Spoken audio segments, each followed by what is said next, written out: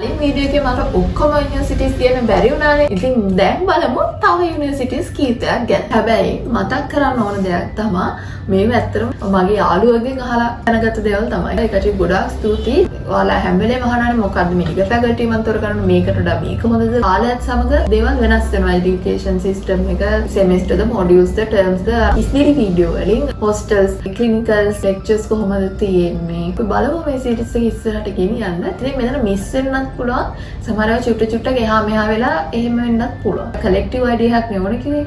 එහෙනම් ඉතින් මෙන්න කලෙක්ටිව් අයිඩියා එකක් තියෙනවා කියන්නේ. මොඩියුල්ස් විදිහට තමයි ජපුර මෙඩිකල් ෆැකල්ටි එකේ වැඩ ටික යන්නේ. රෙස්පි, නියුරෝ, GIT වගේ සිස්ටම්ස් විදිහට මොඩියුල් ඒ වගේ කීපයක් එකතු කරලා එයාලගේ එක්සෑම්ස් තියෙනවා. ෆස්ට් ඉයර් සෙකන්ඩ් ඉයර් ඉවරුනහම ෆස්ට් MBBS කියලා එක්සෑම් එකක් තියෙනවා. ඒක තමයි එයාලගේ පළවෙනි බාහ එක්සෑම් එක. ඊට මීට කලින් එයාලට කන්ටිනියස් ඇසෙස්මන්ට්ස් තියෙනවා 5ක්. ෆස්ට් ඉයර් සෙකන්ඩ් ඉයර් දෙකම.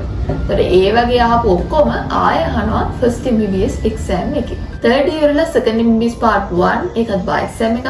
ෆෝර්ත් ඉයර් වල සෙකන්ඩ් MBBS පාර්ට් 2 ඒකත් බා එක්සෑම් එකක්. ෆිෆ්ත් ඉයර් එකේ තියෙන ෆයිනල් එක්සෑම් එකනේ. කන්ටිනියස් ඇසෙස්මන්ට් මුල් අවුරුදු 4 තමයි තියෙන ෆයිනල් එකේ නෑ ඒ වගේ අර ඉන්ඩ් අපොයින්ට්මන්ට් ආරම්භ තියෙන්නේ. ඒක මුල් අවුරුදු 4 ඔක්කොම කැට් එක්සෑම් 10ක් තියෙනවා. මාස 4න් 4ට වගේ මොඩියුල්ස් 3ක් විතර එකතු කරලා එක්සෑම් එකක් තියෙනවා. ටෙල්ට අහන්නේ වෙනම ටිකක්. බා එක්සෑම් ස්ටඩි ලීව් තියෙනවා සති 6ක්. කැට් එක්සෑම්ස් වල නම් ස්ටඩි ලීව්ස් නැහැ. ෆස්ට් MBBS එක්සෑම් එක රිපීට් වුණොත් සති 6කින් රිපීට් එක්සෑම් එක තියෙනවා. ඒකත් රිපීට් වුණොත් බැච් මිස් වෙනවා. පාර්ට් 1 රිපීට් වුණා කියලා එයාලා බැච් මිස් වෙන්නේ නැහැ. යාළුවට පුළුවන් එක ෆයිනල් වෙන්න කලින් කොමන්ට් ලියලා පාස් වෙන්න. පාර්ට් 2 එහෙම තමයි. ෆයිනල් එක්සෑම් එකේ ස්ටඩි ලීව්ස් 10ක් තියෙන එක අඩු වෙන්නේ නැහැ වැඩි වුණොත් නිසා. කොළඹ මෙඩිකල් ෆැකල්ටි එකෙන් තමයි ඊළඟට කතා කරන්නේ mid semester module, end semester module, appointment OSCE viva written exams තියෙනවා. අපොයින්ට්මන්ට් කියන්නේ ක්ලිනිකල් පැත්තට. හරි. මෙයාලගේ මේන් ස්ට්‍රීම්ස් තුනක් තියෙනවා. Basic sciences, applied sciences, clinical sciences. ඒවට පැරලල් යනවා තවත් දෙකක්. කොම්මෙන්ට් සහ HSPS මේ ස්ට්‍රීම් එකකට ටර්ම් 7 ටර්ම් එකක් අන්තිමට එක්සෑම් එකක් තියෙනවා. ඒතර ටර්ම් 4ෙන් ස්ට්‍රීම් එකක් ඉවරයි. ටර්ම්ස් 4 ඉවරලාට පස්සේ එන්ඩ් ස්ට්‍රීම් එක්සෑම් එක කියලා ඒ ටර්ම්ස් 4ම තිබ්බේවා ටික අහනවා. හැබැයි ක්ලිනිකල් සයන්සස් වල ටර්ම්ස් 4ක් වුණාට එක්සෑම්ස් තියෙන්නේ 2යි. ටර්ම් දෙකෙන් දෙකට.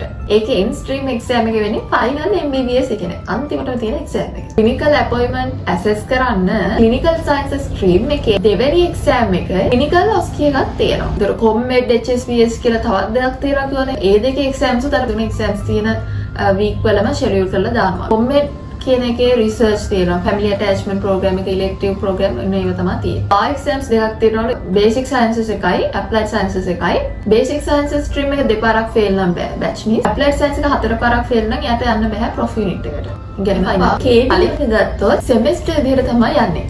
කන්ටිනියස් ඇසෙස්මන්ට් එක්සෑම්ස් තියෙනවා. එතකොට අපි දන්න second MBBS part 1, part 2 finals තමයි මෙයාලගේ බා එක්සෑම්ස් කියලා තියෙන්නේ. සෙකන්ඩ් බලමු මෙඩිකල් ෆැකල්ටි එක ගත්තොත් යාලගෙත් යන්නේ module vice.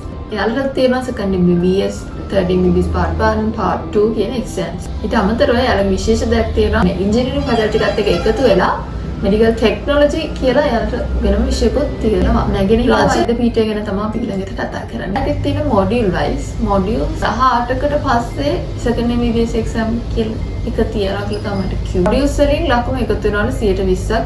N module exams තියනවා කියලා කිව්වා. ඒතර මෙයාලගේ තියෙන්නේ මොඩියුල්ස් විදිහට. කියන්නේ GI මොඩියුල් එක, CNS මොඩියුල් එක. මොඩියුල්ස් තුනක් එකතු කරලා කන්ටිනියස් ඇසෙස්මන්ට් එක තියෙන කැට් එකක් තියෙනවා. ඒ වගේ කැට් 9ක් තියෙනවලු. රිපීට් වුණොත් ආයෙ ලියන්න ඕන නැහැ. සෙකන්ඩ් MBBS සෙකන්ඩ් ඉයර් එකේ අන්තිමට තමයි තියෙන්නේ. ඒක රිපීට් වුණොත් ලියන්න ඕන. රිපීට් වුණොත් බැච් මිස් වෙනවා. පාර්ට් 1 එක තර්ඩ් ඉයර් එකේ අන්තිමට 4 times ලියන්න පුළුවන්. ඒ වුණොත් batch miss. Part 2 4th year එකේ අන්තිමට තමයි තියෙන්නේ. දෙපාරක් ලියන්න පුළුවන්. ඒක ලියන්න බැරි වුණොත් ෆයිනල් ලියන්න බෑ කියලා තමයි කියන්නේ.